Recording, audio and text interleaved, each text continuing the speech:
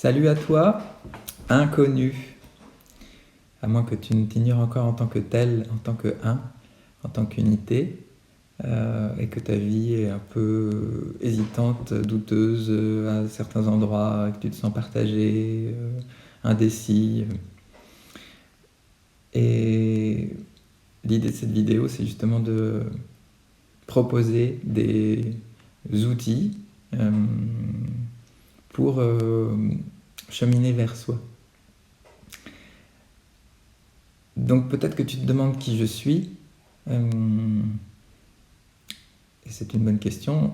Ben, je suis un inconnu aussi, un petit, minuscule particule au sein de cette immensité. Je pourrais dire que je suis chirurgien, je pourrais dire que je suis thérapeute, je pourrais dire que je suis père, que je suis chômeur à mes heures perdues, que je suis végétarien, tout ça. C'est intéressant sur un certain plan relatif, mais ça amènerait à poser l'attention sur moi.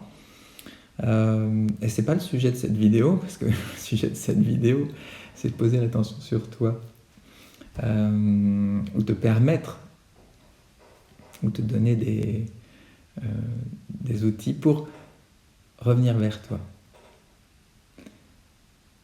Alors, le grand retournement, c'est une véritable révolution, en fait. Et comme son nom l'indique, la révolution, la définition, il y en a plusieurs, mais la première, c'est un changement d'état, un changement de régime. Donc là, il ne s'agit pas de régime végétarien, comme je l'ai précisé avant, mais plutôt de la nourriture un peu plus spirituelle. Mais surtout un changement d'état qui est arrêter de regarder vers l'extérieur, dans cette force centrifuge habituelle, de regarder ce qui se passe là-bas, là-bas, là-bas, là-bas, mais plutôt de commencer à regarder vers soi. Et c'est le deuxième sens de la révolution, c'est la révolution sur le plan orbital, c'est revenir sur soi. Et l'idée, ça ne va pas être de revenir sur soi, mais de revenir vers soi, ce soi plus grand, cette conscience qui permet de voir, observer, discerner, et discerner pas seulement ce qui se passe à l'extérieur, mais justement ce qui se passe à l'intérieur. Donc c'est ça l'idée de cette révolution. Et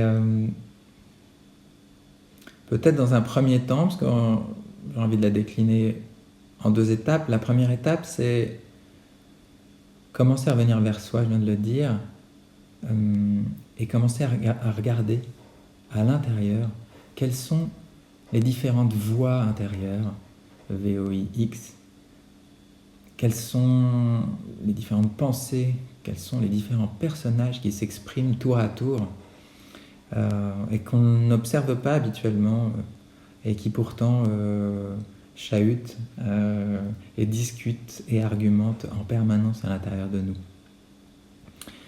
J'ai envie de manger du chocolat, oui d'accord, mais alors juste un seul morceau, d'accord, j'y vais, et puis bon, on y va, il y a un premier carré qui descend, puis l'envie, ah non mais encore un autre, c'est trop bon, donc deuxième, troisième, la moitié de la tablette descend, ok, c'était pour le plaisir, mais derrière il y a une autre voix qui va arriver et qui va dire c'est vraiment, on peut pas te faire confiance, tu tiens pas tes engagements, etc.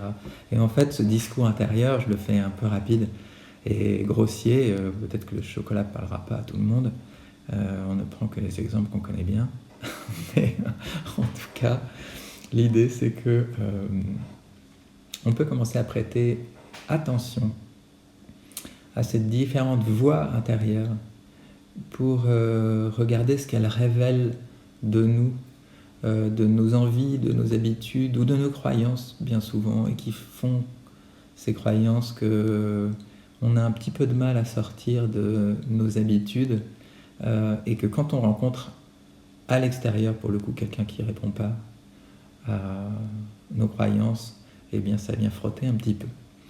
Et du coup, au lieu de regarder que c'est en nous et qu'on est campé sur des croyances qui, si on commence à les écouter, vont peut-être révéler un sens un peu plus profond que juste « je veux manger du chocolat », on va arrêter de se retourner vers l'extérieur pour incriminer l'autre dans le sens où il ne comprend vraiment rien à qui je suis. Donc l'idée, c'est commencer à regarder à l'intérieur et aller interroger les différents aspects de nous qui se manifestent. Vraiment comme si on rencontrait quelqu'un à l'intérieur de nous, comme si on était dans une soirée et qu'on rencontre quelqu'un en train de prendre un verre de jus d'orange ou autre, et qui dit salut, comment tu t'appelles, qu'est-ce que tu fais dans la vie? Et c'est vraiment ça en fait, à l'intérieur on peut procéder de la même façon pour commencer à regarder ce qui nous met en mouvement. Et aussi, depuis cet espace-là, regarder ces habitudes qui font qu'on réagit avec des émotions fortes parfois dans certaines situations et qu'on n'arrive pas à s'en sortir, à en sortir. Et si on n'arrive pas à s'en sortir, c'est souvent parce qu'on n'est pas allé regarder ce que ça voulait dire plus en profondeur et de ce que ça voulait pour le précieux de quelque chose en nous. Donc ça, c'est... peut-être que je ferai un exemple dans une autre vidéo avec des petits personnages pour illustrer tout ça, ce mécanisme. Mais ce qui est important de comprendre, c'est que tant qu'on n'a pas regardé et fait le choix de cette première phase du retournement, on continue à réagir plutôt qu'à agir à partir de ce que nous sommes vraiment, et donc réagir plutôt à partir de ce qu'on croit qu'on est, et la façon dont on s'est configuré pour se protéger un peu dans ce monde pas toujours très sympathique, fluide, paisible. Voilà, ce ne sont que des étiquettes. Voilà. Et la deuxième phase de ce retournement, de cette révolution, c'est, une fois qu'on a regardé ces différents personnages en nous, c'est prendre conscience que ces personnages, et c'est ça la phase la plus importante, sinon on n'a fait que 180 degrés, la phase du 360 degrés, c'est de ne pas uniquement focaliser sur cet aspect-là qui discute ou l'autre qui dit « je suis pas d'accord », voilà. Mais c'est de regarder que tout ceci peut être observé depuis un espace de conscience, depuis un espace de présence qui, lui, est neutre, qui, lui, peut être curieux, qui, lui, peut être plein de compassion pour aller rencontrer pourquoi cette colère se manifeste, ce personnage colère se manifeste. Et ce mouvement, il est donc nécessaire parce que si on reste focalisé sur les personnages, alors on reste dans un axe thérapeutique qui a toute sa valeur, mais qui est limité parce que ça nous enferme dans le rôle de nos personnages. Et donc, ça ne nous permet pas de revenir à l'espace de conscience qui perçoit tout ça et qui est notre source, qui est la sécurité intérieure que nos différents petits blessés qui attendent la validation d'une autorité, comme ça a été pour nous le cas quand on était enfant, ou plus grand même, au niveau du travail, enfin voilà. L'idée, c'est d'être dans un espace où justement on est dans cette compassion, dans cette connexion avec ce qui se passe en nous, dans cet intérêt, dans cette curiosité, dans cette écoute. Et ce retournement ne serait pas complet si on ne prenait pas conscience de ce qui permet, de ce qui regarde, de cette conscience qui permet, là ou là, cette conscience qui permet de regarder à l'intérieur nos personnages. Voilà.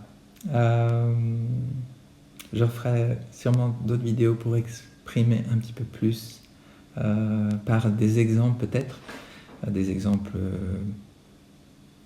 personnels ou des exemples mimés ou des exemples, on verra, on va laisser la créativité agir. J'espère que cette présentation aura été claire ou éclairante, aura égayé de la curiosité, ou peut-être pas. En tout cas, au plaisir de te retrouver, toi, que je ne connais pas, mais que tu connais sûrement.